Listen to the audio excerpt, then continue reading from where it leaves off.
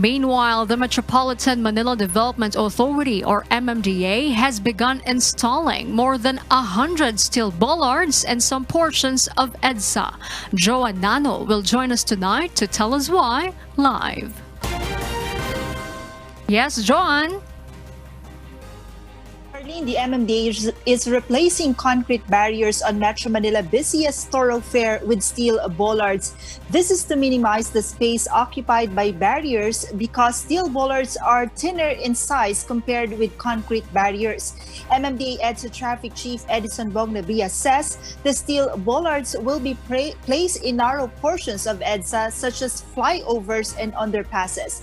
Harleen, according to the MMDA, a private company has donated the steel bollards and it also has pledged to give 6,000 of those. As of now, the MMDA has received more than 1,000 steel bollards and the MMDA targets to finish the installation by the end of this month.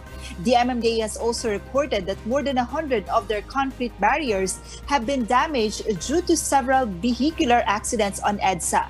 MMDA's data shows that around 75 vehicular accidents since June this year have caused damages to concrete barriers. The incidents include overspeeding and reckless driving, among others.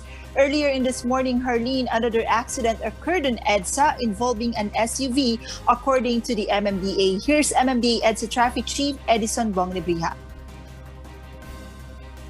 Apparently, kasi nga, alam mo naman parang napakahirap natin kasi magbigayan sa kalsada, no? That's what had happened. Sinasabi niya, ginipit siya. Well, may analysis of what had happened since nakasya na yung dalawa sa ngayon, sa Shaw Underpass, nagkasabay sila sa Shaw Underpass, then nag-transition ulit sa sa barrier, instead na magbigayan, nagkikitan, isa tumama sa barrier. Harleen? So, John, given this incident, what's the advice of the MMDA on this? How can these damages to barriers on Edsa be avoided? Harleen, the MMDA again appeals to instill discipline among motorists to avoid road mishap. The agency also warns irresponsible motorists about possible charges and penalties that will be imposed on reckless drivers who damage concrete barriers, which are considered by the government as damage to property. Harleen? Thank you so much, Joan Nano, for that report.